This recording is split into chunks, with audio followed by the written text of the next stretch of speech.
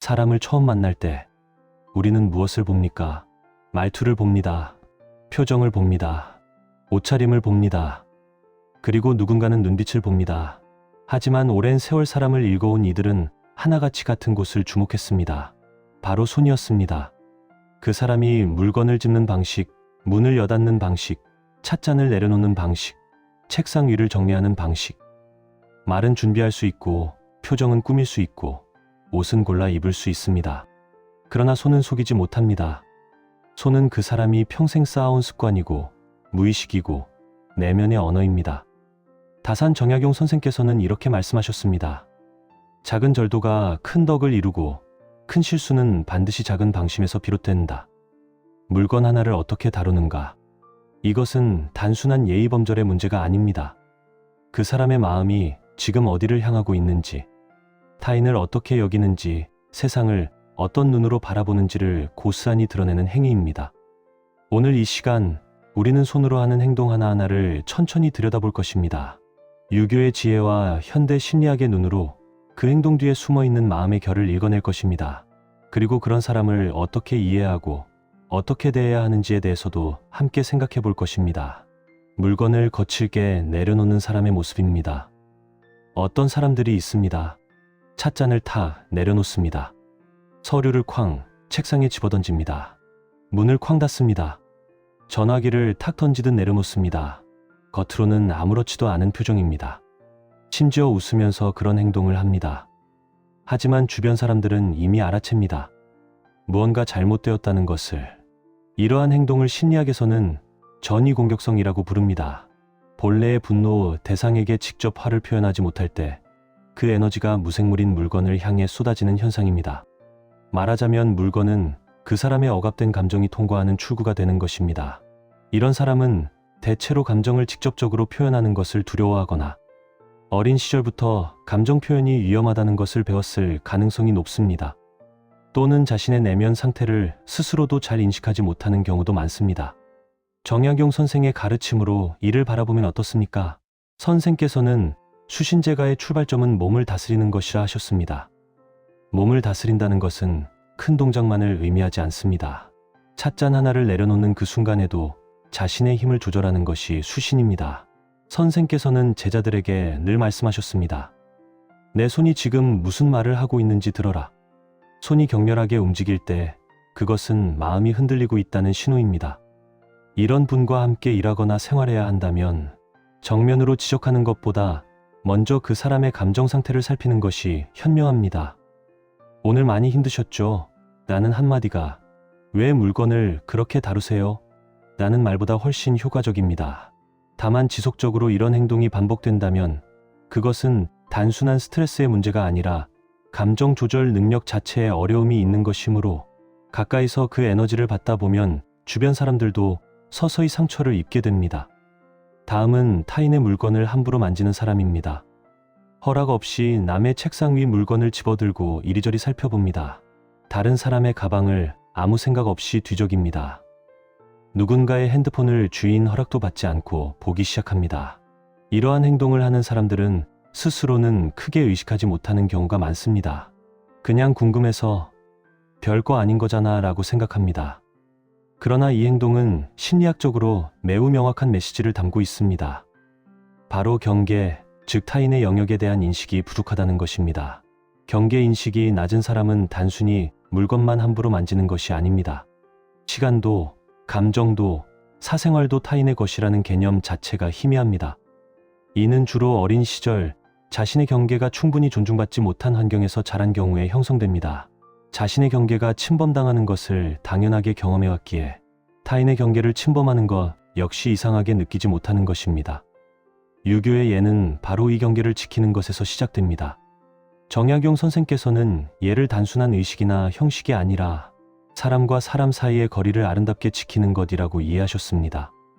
내 것과 내 것을 분명히 하는 것, 상대의 공간을 존중하는 것, 이것이 예의 출발입니다. 타인의 물건을 함부로 만지는 행위는 그 사람이 예의 근본을 아직 체득하지 못했음을 보여줍니다.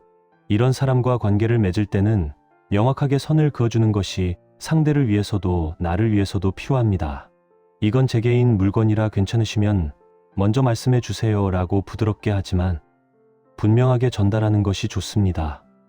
상대의 이 행동이 악의가 아닌 경우가 많기에 너무 단호하게 대응하면 관계가 틀어질 수 있습니다. 하지만 그렇다고 침묵하면 그 침범은 계속됩니다.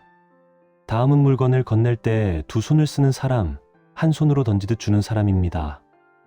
한국의 전통 예절에서 물건을 드리거나 받을 때는 반드시 두 손을 씁니다. 이것은 단순한 형식이 아닙니다. 두 손을 사용한다는 것은 온몸으로, 온 마음으로 이 교환에 참여한다는 뜻입니다. 제가 당신에게 집중하고 있습니다. 당신은 내게 소중한 사람입니다 라는 몸의 언어입니다. 반면 어떤 사람들은 서류 한 장을 건넬 때도 한 손으로 툭 던지듯 줍니다. 시선은 다른 곳을 향하고 있고 손만 움직입니다. 이 행동은 상대방에게 무의식적으로 이런 메시지를 전달합니다. 당신은 지금 제 완전한 주의를 받을 만큼 중요한 존재가 아닙니다. 받는 사람은 이것을 분명히 느낍니다. 말로 표현하지 못할 뿐 마음은 이미 그 신호를 읽습니다. 현대 심리학의 비언어적 소통 연구에 따르면 사람들 사이의 신뢰와 유대감은 말의 내용보다 몸의 언어에 의해 훨씬 더 많이 형성됩니다. 두 손으로 물건을 건네는 행위 하나가 수십 마디의 친절한 말보다 더 깊은 존중감을 전달합니다. 이것이 바로 예의 힘입니다. 정약용 선생께서는 이렇게 말씀하셨습니다. 군자는 사소한 것에서 정성을 다한다. 정성이 작은 일에서부터 드러날 때 비로소 그 사람의 인품이 완성된다. 큰일을 할 때만 정성을 다하는 것은 쉽습니다. 아무도 보지 않는 작은 순간, 아무 의미 없어 보이는 물건 하나를 건네는 그 순간에도 정성을 다하는 것, 그것이 진정한 군자의 모습이라 하셨습니다. 두 손을 쓰는 습관을 가진 사람은 대체로 타인에 대한 배려심이 깊고 관계에서 신뢰를 형성하는 능력이 탁월합니다. 이런 사람은 겉으로 화려하지 않아도 주변에 사람이 모이고 오래가는 관계를 맺는 경우가 많습니다. 다음은 무엇이든 정리하지 않고 어지르는 사람입니다. 공용 공간에서 자신이 쓴 것을 그대로 두고 떠납니다. 회의실 의자를 제자리에 밀어넣지 않습니다. 테이블 위에 쓰레기를 그냥 놓아두고 나갑니다. 식당에서 먹고 난 그릇을 마구 흩어놓습니다. 이 행동들은 어떤 마음에서 비롯되는 것일까요? 첫 번째는 공간에 대한 주인의식의 부재입니다. 내 것이 아니니 내가 신경 쓸 필요 없다는 무의식적 사고입니다. 이는 더 깊이 들어가면 공동체에 대한 소속감과 책임감이 낮은 것과 연결됩니다. 두 번째는 타인의 노동에 대한 인식 부족입니다. 누군가 치울 것이다 라는 생각의 바탕에는 그 누군가의 수고를 자신과 같은 무게로 느끼지 못하는 마음이 있습니다. 세 번째는 미래 지향적 사고의 약함입니다. 내가 이렇게 하면 다음 사람이 어떨까를 생각하지 않는 것, 즉 행동의 결과에 대한 상상력이 부족한 것입니다. 유교에서는 이것을 서 즉 역지사지의 부재로 봅니다. 내가 다음에 이 자리에 앉을 사람이라면 어떻겠는가? 내가 이것을 치워야 하는 사람이라면 어떻겠는가? 상대의 입장이 되어보는 능력, 이것이 서입니다. 공자께서는 기소불욕, 물시어인 내가 원하지 않는 것을 남에게도 하지 말라고 하셨습니다.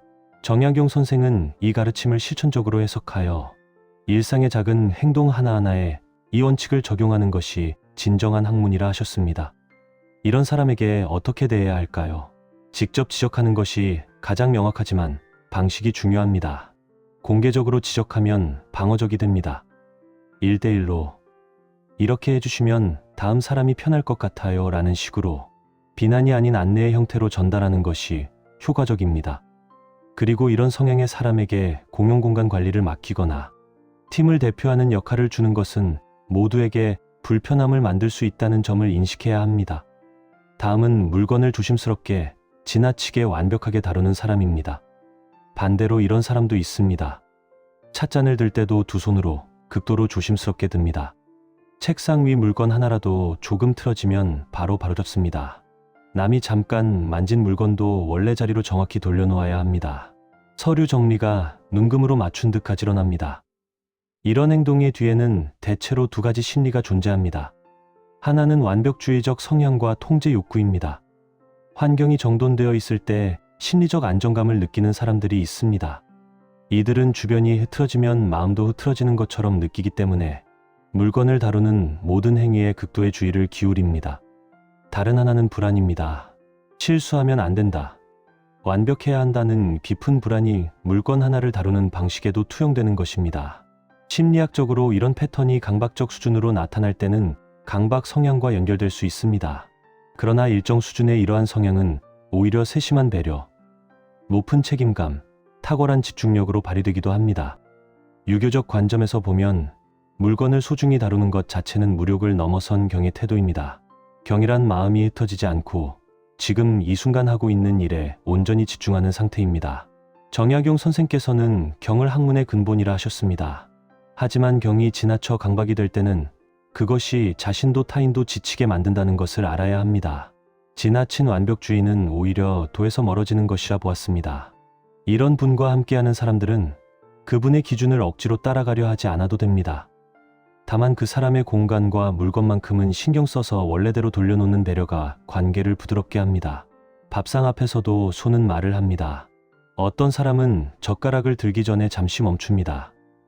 무의식적으로 감사하는 마음 혹은 앞에 있는 음식과 그것을 준비한 사람을 한번 생각하는 여유가 손의 움직임에 담겨 있습니다. 반면 어떤 사람은 밥상에 앉자마자 바로 원하는 것을 집어먹기 시작합니다. 다른 사람들은 아직 앉지도 않았는데 말입니다. 식사 예절은 동서양을 막론하고 그 사람의 가정 교육과 공동체 의식을 보여주는 가장 직접적인 창입니다. 함께 먹는 사람들이 모두 준비될 때까지 기다리는 행동은 나는 지금 당신과 함께 이 시간을 나누고 있습니다라는 비언어적 선언입니다. 정약용 선생의 가문에는 식사에 관한 엄격한 예절이 있었습니다. 어른이 수저를 들기 전에 먼저 먹지 않는 것, 음식을 함부로 집적이지 않는 것, 먹는 소리를 내지 않는 것.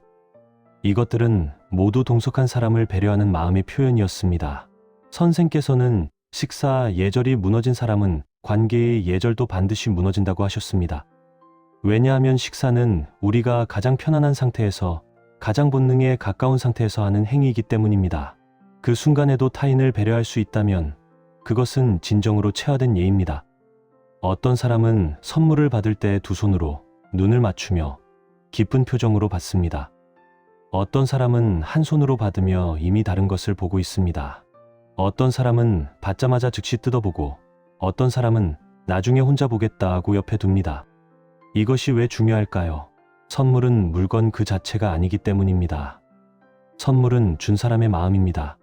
준 사람이 선물을 고르며 드린 시간, 당신을 생각한 마음, 그것을 포장하며 기대했던 마음, 그 모든 것이 선물 안에 담겨 있습니다. 두 손으로 정성스럽게 받는다는 것은 물건뿐 아니라 그 마음도 함께 받겠다는 의사 표현입니다. 현대 심리학의 감사 연구에 따르면 감사를 제대로 표현하는 사람은 인간관계에서 더 높은 만족도를 보이고 상대방에게도 더 많은 선물과 친절을 돌려받는다고 합니다. 이것은 단순한 사교적 기술이 아닙니다. 타인의 마음을 읽고 그것을 인정하고 표현하는 능력, 이것이 관계의 핵심입니다. 선물을 무성의하게 받는 사람, 혹은 기대에 미치지 못한다는 표정을 숨기지 못하는 사람, 이런 분들과 관계를 유지하면서도 선물을 계속하기란 쉽지 않습니다. 그 피로감을 느낀다면 그것은 당신의 마음이 제대로 전달되지 못한다는 신호입니다. 관계의 방식을 다시 생각해 볼 필요가 있는 순간입니다. 현대 사회에서 빠뜨릴 수 없는 것이 하나 있습니다. 스마트폰과 컴퓨터를 다루는 방식입니다. 대화 중에 핸드폰을 보는 행위, 공식적인 자리에서도 핸드폰을 계속 만지작거리는 행위, 답장이 늦게 와도 된다면서 정작 다른 사람의 카톡에는 즉각 답하는 행위, 이 모든 것들이 손을 통해 전달되는 메시지입니다. 대화 중 핸드폰을 보는 행동을 심리학자들은 파빙이라 부릅니다. 핸드폰으로 상대를 무시하는 행위를 뜻합니다. 연구에 따르면 파빙을 경험한 사람은 대화 만족도, 관계 만족도, 심지어 자존감까지 낮아지는 것으로 나타났습니다.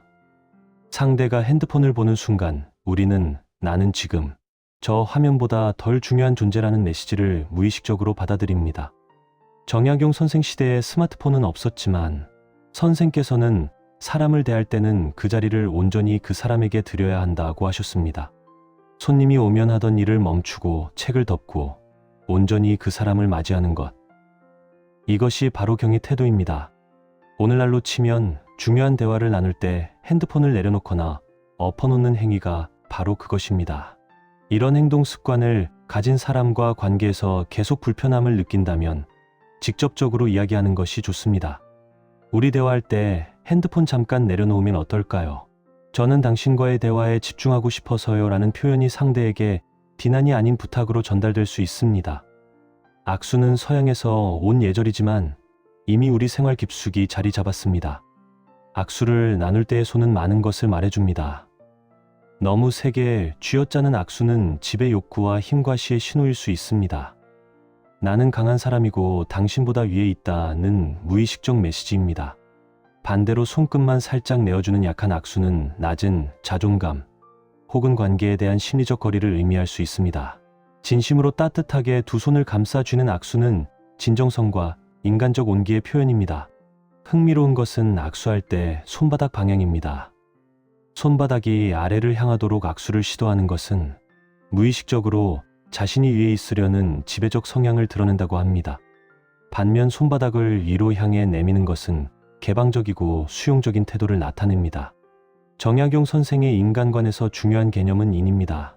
인은 두 사람이 함께 있는 모습에서 온 글자입니다. 두 사람이 서로를 향해 열려 있을 때 비로소 인이 시연됩니다. 악수 한 번에도 이인의 정신이 담길 수 있습니다. 지배하거나 지배당하는 것이 아니라 동등하게 따뜻하게 서로를 향해 열린 마음으로. 돈을 다루는 방식도 그 사람의 내면을 보여줍니다. 계산할 때 구겨진 돈을 무성의하게 내미는 사람, 정확히 세어 가지런히 주는 사람, 영수증 하나하나를 꼼꼼히 확인하는 사람, 계산이 끝났는데도 한참 핸드폰을 보다가 나중에 내는 사람. 돈을 다루는 태도는 그 사람이 자원을 그리고 교환이라는 행위 자체를 어떻게 바라보는지를 반영합니다. 구겨진 돈을 함부로 내미는 것은 이 교환이 그다지 중요하지 않다는 표현이기도 하고, 상대 가게 주인이든 서비스를 제공한 사람이든를 그다지 존중하지 않는다는 무의식적 표현이기도 합니다. 반면 돈을 지나치게 세심하게 다루며 영수증을 집착적으로 확인하고 일원도 더 주지 않으려는 행동은 결핍에 대한 불안 혹은 통제 욕구와 연결될 수 있습니다. 정약용 선생께서는 재물을 대하는 태도에 대해 이렇게 말씀하셨습니다. 재물을 바르게 쓰는 것이 곧 그 사람의 의를 보여준다. 재물을 낭비하는 것도 재물에 집착하는 것도 모두 도에서 벗어난 것이다. 돈 하나를 주고받는 일도 의의 실천이 될 수 있습니다. 서로의 노고를 인정하고 정당한 대가를 기꺼이 그리고 품위 있게 교환하는 것. 마지막으로 가장 본성에 가깝게 드러나는 장면이 있습니다. 노인이 계단을 오를 때 슬쩍 팔을 내미는 사람이 있고 아무렇지도 않게 지나치는 사람이 있습니다. 아이가 무언가를 전해줄 때 무릎을 굽히고 아이의 눈높이에서 받는 사람이 있고 몸을 굽히지 않고 위에서 받는 사람이 있습니다. 이것은 꾸며낼 수 없는 행동입니다. 아무도 보고 있지 않은 순간, 특별히 칭찬받을 이유도 없는 상황에서 자연스럽게 손이 움직이는 그 방향, 이것이 그 사람의 가장 본래 모습입니다. 심리학에서는 이것을 자동화된 친사회적 행동이라고 부릅니다. 의식적으로 결정하기 전에 몸이 먼저 움직이는 것. 이것은 그 사람의 내면에 배려가 이미 깊이 뿌리내려 있다는 증거입니다. 이런 행동은 하루아침에 만들어지지 않습니다. 오랜 세월, 크고 작은 순간마다 타인을 먼저 생각하는 연습이 쌓여서 만들어진 것입니다. 정약용 선생께서는 이것을 측은지심이라 하셨습니다. 타인의 어려움을 보고 저절로 마음이 움직이는 것. 맹자께서 말씀하신 인의 단서, 사람의 본성에 내재된 선함의 씨앗입니다. 이 씨앗이 행동으로 발현될 때 도움의 손이 저절로 뻗어나갑니다. 손을 들여다보면 그 사람이 살아온 역사가 보입니다. 거칠고 갈라진 손은 오랜 노동의 역사입니다. 섬세하게 움직이는 손은 오랜 연습과 정성의 역사입니다. 떨리는 손은 오랜 불안의 역사일 수도 있고, 나이 드신 분의 손은 오랜 삶의 역사입니다. 하지만 손의 모양보다 더 많은 것을 말해주는 것은 그 손이 움직이는 방식입니다. 다른 사람을 향해 어떻게 움직이는지, 물건을 어떻게 다루는지, 무언가를 건넬 때 어떤 자세를 취하는지, 이 모든 것이 그 사람이 세상을, 타인을, 그리고 자기 자신을 어떻게 여기는지를 담고 있습니다. 우리는 이 시간 동안 많은 행동들을 살펴보았습니다. 물건을 거칠게 다루는 것, 타인의 것을 함부로 만지는 것, 두 손으로 정성스럽게 건네는 것, 어지럽히는 것, 지나치게 완벽하게 정돈하는 것, 핸드폰을 끊임없이 만지는 것, 어른과 아이에게 자연스럽게 손을 내미는 것. 이 중 어느 것도 그 사람 전체를 판단하는 근거가 될 수는 없습니다. 사람은 복잡하고 맥락에 따라 달라지며 언제든지 변할 수 있습니다. 그러나 행동의 패턴은 중요한 단서를 제공합니다. 한 번이 아니라 반복적으로 나타나는 행동 패턴은 그 사람의 내면 세계로 들어가는 문이 됩니다. 그렇다면 이러한 것들을 알게 된 우리는 어떻게 해야 할까요? 정약용 선생의 지혜는 여기서 더욱 빛납니다. 선생께서는 사람을 알되 그 안무로 사람을 재단하지 말라고 하셨습니다. 관찰은 이해를 위한 것이지 판단을 위한 것이 아닙니다. 상대의 행동이 보이기 시작할 때 그것을 먼저 나 자신에게 적용하는 것이 지혜입니다. 나는 물건을 어떻게 다루는가? 나는 타인에게 어떤 손을 내밀고 있는가? 자기 자신을 돌아보는 것이 먼저입니다. 그것이 수신시오센의 시작입니다. 그 다음에야 비로소 타인을 이해하고 타인에게 적절히 반응하는 제가, 그리고 더 넓은 세상을 향한 지국이 가능해집니다. 상대의 행동이 나에게 불편함을 줄 때 그 불편함을 외면하지 말되 즉각적인 반응보다는 이해를 먼저 구해보십시오. 이 사람은 왜 이렇게 행동하는가? 어떤 경험과 마음이 이 행동을 만들었는가? 이 질문을 품을 때 우리는 단순히 상대의 행동에 반응하는 사람에서 상대의 내면을 이해하는 사람으로 성장합니다. 물론 이해가 모든 것을 허용해야 한다는 의미는 아닙니다. 이해는 하되 나의 경계는 지켜야 합니다. 상대를 이해하는 동시에 나 자신도 지키는 것, 이것이 현대 심리학이 말하는 건강한 관계이며 유교가 말하는 인연과 이해의 균형입니다. 손을 훈련하는 것이 마음을 훈련하는 것이다. 이 모든 이야기는 결국 하나의 통찰로 수렴됩니다. 손을 훈련하는 것이 마음을 훈련하는 것이라는 것입니다. 의도적으로 물건을 조심스럽게 다루기 시작할 때 그 조심스러움이 마음에도 스며듭니다. 의도적으로 두 손으로 건네기 시작할 때 그 정성이 마음의 습관이 됩니다. 의도적으로 공간을 정리하고 나올 때 타인을 향한 배려가 자연스러워집니다. 정약용 선생께서는 몸의 습관이 곧 마음의 습관이다라고 하셨습니다. 처음에는 억지로 시작한 행동도 반복되면 자연스러워지고 자연스러워지면 그것이 그 사람의 본성처럼 느껴집니다. 좋은 행동을 반복하는 것, 이것이 선생께서 말씀하신 학문의 실천입니다. 책상 앞에 앉아 글을 읽는 것만이 공부가 아닙니다. 물건 하나를 다루는 그 순간에도 배움이 있고 성장이 있으며 덕의 축적이 있습니다. 오늘 이 법문을 듣고 난 이후로 자신의 손을 한번 살펴보십시오. 지금 손이 어떻게 움직이고 있습니까? 지금 이 순간 손이 무슨 말을 하고 있습니까? 그 손이 따뜻해질 때 당신의 마음도 따뜻해지고 당신 주변의 사람들도 그 온기를 느끼게 될 것입니다. 그것이 정약용 선생께서 한평생 추구하셨던 실학의 정신입니다. 산 속에서, 일상 속에서, 손 하나의 움직임 속에서 도를 실천하는 것. 손으로 하는 행동은 그 사람의 언어입니다. 말보다 더 솔직하고 표정보다 더 진실하며 어떤 꾸밈보다 더 깊이 내면을 드러내는 언어입니다. 우리가 서로의 손을 더 잘 읽을 수 있게 될 때 우리는 서로를 더 깊이 이해하게 됩니다. 그리고 그 이해가 쌓일 때 관계는 더 따뜻해지고 공동체는 더 아름다워집니다. 오늘 이 시간이 여러분에게 작은 깨달음이 되었기를 바랍니다. 오늘 하루 자신의 손이 건네는 말에 조금 더 귀를 기울여 보십시오. 그 손이 세상을 향해 열려 있을 때 세상도 당신을 향해 열릴 것입니다. 정약용지의 도량에서 드리는 오늘의 법문이었습니다. 감사합니다.